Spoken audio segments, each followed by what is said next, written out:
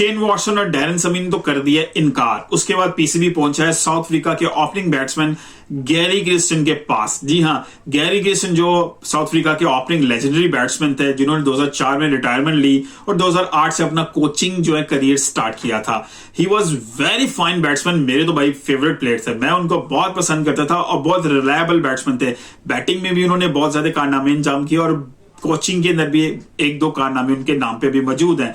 लेकिन 2008 से 2011 तक उन्होंने कोचिंग की थी इंडियन टीम की। जी हां, जब 2004 में उन्होंने रिटायरमेंट ली, 2007 में उन्होंने अपनी अकेडमी खोली। अगर आप ऑनलाइन सर्च करेंगे गैरी क्रिस्टन अकेडमी तो आपको ऑनलाइन उनका पेज भी मिलेगा।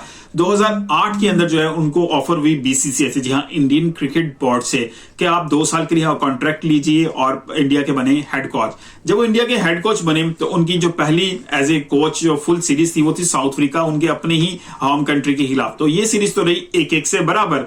लेकिन उसके बाद 2008 के अंदर ही था एशिया कप और इंडियन टीम पहुंची एशिया कप के फाइनल में, लेकिन फाइनल में कप नहीं उठा सकी। जी हां, उसके बाद फिर न्यूजीलैंड के साथ एक सीरीज हुई थी, जो मैं हाईलाइटेड इंपॉर्टेंट सीरीज के बारे में बात कर रहा हूं। न्यूजीलैंड के खिलाफ इन्होंने वनडे सीरीज जितवाई इंडिया को, जो कि 40 साल बाद इंडिया न्यूजीलैंड से सीरीज जीता था न्यूजीलैंड में। That was amazing. उसके बाद जो है न्यूजीलैंड के बाद एक जब 2010 के अंदर साउथ अफ्रीका का दौरा कर रही थी इंडियन टीम, तो उन्होंने एक स्टेटमेंट दी एमएस धोनी ने इनके बारे में कि गैरी क्रिस्टन एक वाहिद चीज है जो इंडियन क्रिकेट के लिए सबसे अच्छी चीज हुई है। इनके इंडियन क्रिकेट के साथ कोई एक अच्छी चीज हुई है ना सबसे इन दिनों में, तो है गैरी क्रिस्टन, वो उनके जो है कोच बने।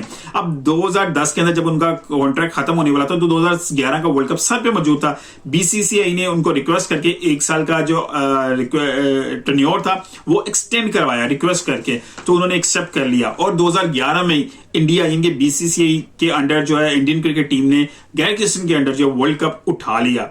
सिर्फ वर्ल्ड कप नहीं उठाया, उस वर्ल्ड कप के साथ ही उन्होंने फाइनल जीतने के बाद गैरी क्रिस्टन को भी कंधों पे उठाया। उनको उठाने वाले कौन थे कंधों पे?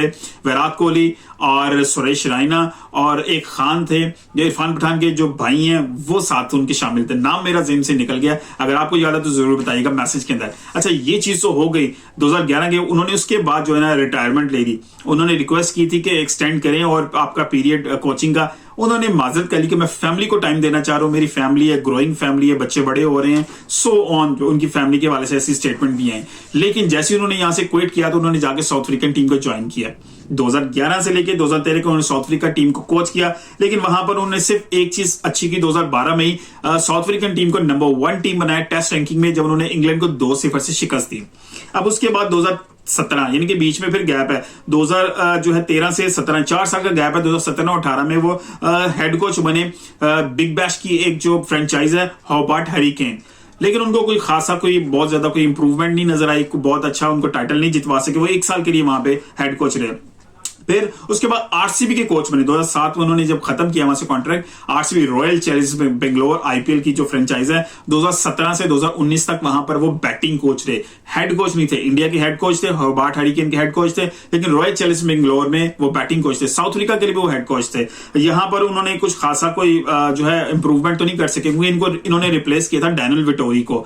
और 1-2 साल के अंदर तो खैर कोई बहुत ज्यादा कोई आरसीबी ने कोई अचीवमेंट तो नहीं, कोई कप नहीं जीत सके। फिर उनका कॉन्ट्रैक्ट खत्म हुआ। अब 2019 के बाद 2022 में दोबारा इन्होंने स्टार्ट किया। 2022 के अंदर जब उन्होंने स्टार्ट किया, लेकिन एक चीज यहां पे मैं बताता चलूं, जब 2019 में इन्होंने खत्म किया था, उस दौरान 2020 में जो है डीन जोन्स जो कराची किंग्स के कोच थे, उनकी वफात हो गई। उस वक्त फिर अप्रोच किया था इस्लामाबाद यूनाइटेड ने गैरी क्रिस्टन को कि वो हमारे जो है कोच बन जाए, लेकिन मामलात कहीं बीच में आकर रुके, उन्होंने ड्रॉप कर दिया। फिर हर्षल गिब्स जो है ना वो फिर जो है कराची किंग्स के जो है कोच बने थे। सॉरी, इस्लामाबाद यूनाइटेड नहीं, कराची किंग्स से डीन जोन्स कराची किंग्स के जो है ना वो कोच थे। फिर खैर हर्षल गिब्स को कंटिन्यू किया, लेकिन 2022 में आके फिर ये गुजरात टाइटंस के जो है ना वो कोच बने। अब 2022 में से अभी तक 2024 तक अभी तक वो उनके बैटिंग कोच हैं, हेड कोच नहीं है। आशीष नेहरा उनके हेड कोच हैं। और 2022 में जैसे उन्होंने ज्वाइन किया गुजरात टाइटंस को, तो गुजरात टाइटंस ने कप उठाया। अब बात यह है कि क्या गुजरात टाइटंस को आईपीएल का जो कप उठाने में जो है गैरी क्रिस्टन का हाथ है, लेकिन I don't think so. Ashish Nehra head coach थे और उनके साथ असिस्ट करते एज ए बैटिंग कोच। बिल्कुल एक पार्ट जरूर होगा, लेकिन असल जो मेहनत है वो लाजमी पता है आशीष नेहरा के जो हेड कोच हैं, जिन्होंने पूरा सर्कमस्टांसिस को, पूरे सेटअप को चला रहे थे। गैरी क्रिस्टन की असिस्टेंस बैटिंग के हवाले से जरूर मौजूद थी। ये था जो है गैरी क्रिस्टन का जो है कोचिंग करियर। लेकिन क्या आपको नजर आता है कि पाकिस्तान अगर उनको अपॉइंट करता है एज ए हेड कोच और मामला सेट हो जाते हैं तो पाकिस्तान टीम को कहीं बाहर अगली स्टेज पे कहीं इंप्रूवमेंट को बड़ी चीज करवा सकते हैं पाकिस्तान टीम से, ये तो वक्त ही बताएगा। ओवरऑल अगर हम बात करें उनके बैटिंग के हवाले से, जो उनका बैटिंग करियर रहा है उसमें अगर हम बात करें तो इंडिया इंडिविजुअल उनका जो बड़ा एक स्टेटमेंट है, बड़ी चीज है, वो 1996 के वर्ल्ड कप के हवाले से उन्होंने एक इनिंग्स खेली थी, 188 रन की इनिंग थी जो उन्होंने यूएई के खिलाफ खेली थी। ये उस वक्त की इंडिविजुअल प्लेयर की सबसे बड़ी इनिंग थी। उसके बाद ये इनिंग को जो तोड़ा था वो क्रिस गेल ने तोड़ा था, 215 स्कोर किए थे। उसके बाद मार्टिन गप्टिल ने वर्ल्ड कप में किए थे वेस्ट इंडीज के खिलाफ 237 रन।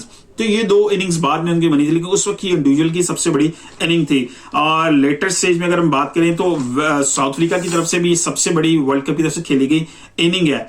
और तीसरी बात अगर हम बात करें साउथ अफ्रीका की तरफ से, ये पहले प्लेयर हैं जिन्होंने 100 टेस्ट मैचेस खेले थे, the first player who scored 100 test matches from South Africa. और एक और बात इनके जो नाम पे मौजूद है कि ये पहले प्लेयर बने थे जिन्होंने तमाम 9 टेस्ट नेशंस के खिलाफ सेंचुरी स्कोर की थी। वैसे तो अपने बैटिंग स्टैट्स तो उनके बड़े जबरदस्त हैं और बड़ी अच्छी इंप्रूवमेंट्स हैं, उनके बड़े अचीवमेंट्स हैं। और कोचिंग के हवाले से भी एक वर्ल्ड कप उनके नाम पे है, आईपीएल का एक कप उनके नाम पे है। ये दो चीजें अभी उनके नाम पे हैं। इससे बड़ी कोई अचीवमेंट जो है ना अभी उनके इस 2008 से लेकर 2024 तक के कोचिंग करियर में मौजूद नहीं है। अब वो पाकिस्तान के लिए कोई क्या मेरिकल कर सकेंगे ये तो वक्त बताएगा। वीडियो पसंद आई तो लाइक कीजिएगा, शेयर कीजिएगा, दोस्तों को टैग कीजिएगा। मिलते हैं अगली किसी वीडियो के साथ, अपना ख्याल रखिएगा। अल्लाह हाफिज।